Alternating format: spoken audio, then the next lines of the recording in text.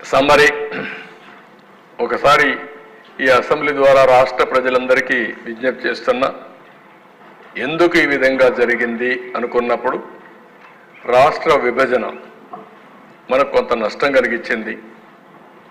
ఆ రాష్ట్ర విభజన కూడా అధిగమించడానికి మనం ఆ రోజు అనేక కార్యక్రమాలు ఆలోచించి తెలంగాణ రాష్ట్రానికి ఏవైతే అడ్వాంటేజ్ వచ్చాయో మనం అవన్నీ కూడా ఏ విధంగా అధిగమించాలి, ఏ విధంగా ఇక్కడ ఒక ఎకో సిస్టమ్ క్రియేట్ చేసుకోవాలని ఆలోచించాం.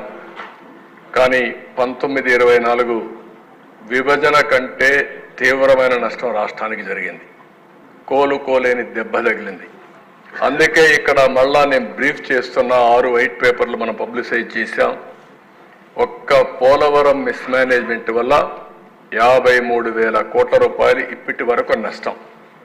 అది వచ్చుంటే 53,000 కోట్ల రూపాయలు మనకు అదనంగా జిఎస్టిపి కాంట్రిబ్యూషన్ వచ్చేది. అమరావతి ఈ ఒక్కదాని వల్ల దగ్గర 7 లక్షల ఉద్యోగాలు పోయినాయి.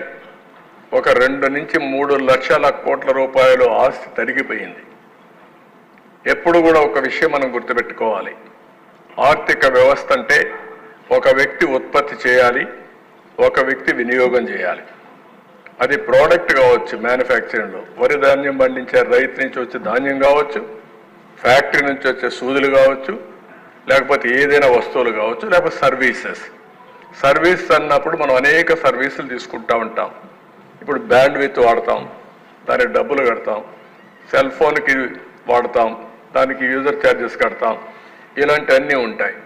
ఇవి రెండు కూడా ఆల్వేస్ మనం ముందుకు పోతా ఉంటే ఎకనామిక్ యాక్టివిటీ పెరుగుతుంది. ఇప్పుడు మనం ఇక్కడికి వచ్చాం, మొన్న ఒక ఆయన నాకు కనపడి ఈ గవర్నమెంట్ వచ్చిన తర్వాత నా ఆస్తుల విలువ 100 కోట్లు పెరిగింది, నేను 1 కోటి రూపాయలు అన్నా క్యాంటీన్కి ఇస్తానని చెప్పి ఇచ్చాడు. అంటే దీని అసెస్మెంట్ ఏంటి? 100 కోట్లు పెరిగింది కాబట్టి ఉదారంగా 1 కోటి రూపాయలు అన్నా క్యాంటీన్కి దానం చేయడానికి ముందుకొచ్చాడు. అది ఆర్థిక వ్యవస్థ. ఆ 100 కోట్లు పెరగలేదనుకోండి, తరిగిందనుకోండి 50 కోట్లు, ఈ 1 కోటి ఇచ్చే పరిస్థితిలో ఉండడు. పిల్లల చదువుకు కానీ, హాస్పిటల్ ఎక్స్పెండిచర్ కానీ, దేనికైనా సరే సంపద ఉంటే, భూమి విలువ కూడా ఉంటే, ఒక 1/2 ఎకరా అమ్ముకుంటే వెసులుబాటు వచ్చే పరిస్థితి వస్తుంది. అలాంటివన్నీ దెబ్బతిన్నాం. ఇంకొక పక్క ఒక్క పవర్ డిపార్ట్మెంట్లో 32,000 కోట్ల రూపాయలు కరెంటు ఛార్జీలు పెంచారు. కరెంటు ఛార్జీలు పెంచి left and right short term power purchase చేశారు.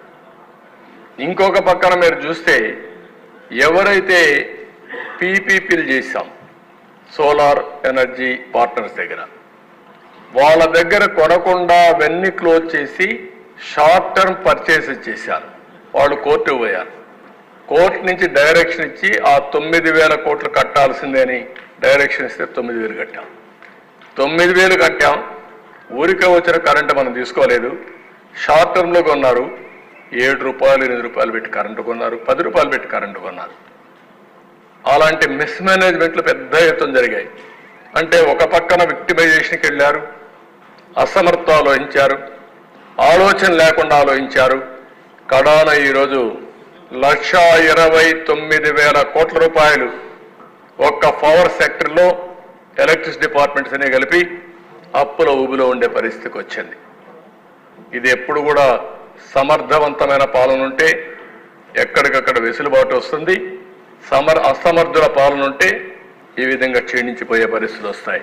నెక్స్ట్, నేచురల్ రిసోర్సెస్, దేవుడిచ్చిన సంపద, ఇసుక, ఎన్ని అరాచకాలు జరిగాయో చూసాం. ఎవరు చెప్పినా ఏం లేదు. 7,000 కోట్ల రూపాయలు దోచుకున్నారు. భూగర్భ ఖనిజ సంపద ఎక్కడికక్కడ వెరైటీస్ కావచ్చు, లైమ్ స్టోన్ కావచ్చు, క్వార్ట్జ్ కావచ్చు, లెటరైట్ కావచ్చు, గ్రనైట్ కావచ్చు, క్వారీలు కావచ్చు, మొత్తం దోచుకునే పరిస్థితికి వచ్చారు. దీనివల్ల విపరీతంగా ఒక 10,000 కోట్లు ప్రాథమిక అంచనాల ప్రకారం నష్టం వచ్చే పరిస్థితి వచ్చింది. ఇంకో పక్కన మద్యం మొత్తం ఓన్ బ్రాండ్లు పెట్టారు. ప్రజారోగ్యాన్ని దెబ్బతీసే పరిస్థితికి వచ్చారు. దగ్గర తెలంగాణకు మనకు 20,000 కోట్ల రూపాయలు వ్యత్యాసం వచ్చే పరిస్థితి వచ్చింది. ఇయర్ ఆన్ ఇయర్ 10,000 కోట్లు 12,000 కోట్లు డిఫరెన్స్ వచ్చే పరిస్థితి వచ్చింది. మనకు రావాల్సిన ఆదాయం 17,000 కోట్ల రూపాయలు తగ్గిపోయే పరిస్థితికి వచ్చింది. ఇక్కడ పెట్టిన బ్రాండ్లు రేట్లు చూసిన తర్వాత కర్ణాటక, తెలంగాణ, తమిళనాడు, ఒరిస్సా ఏదైతే వాళ్ళ బ్రాండ్స్ ఇక్కడ వచ్చి అమ్ముకునే పరిస్థితికి వచ్చారు. లా అండ్ ఆర్డర్ నిన్నే మాట్లాడాం. ఇవన్నీ మాట్లాడి అందరిపైన కేసులు పెట్టే పరిస్థితికి వచ్చారు.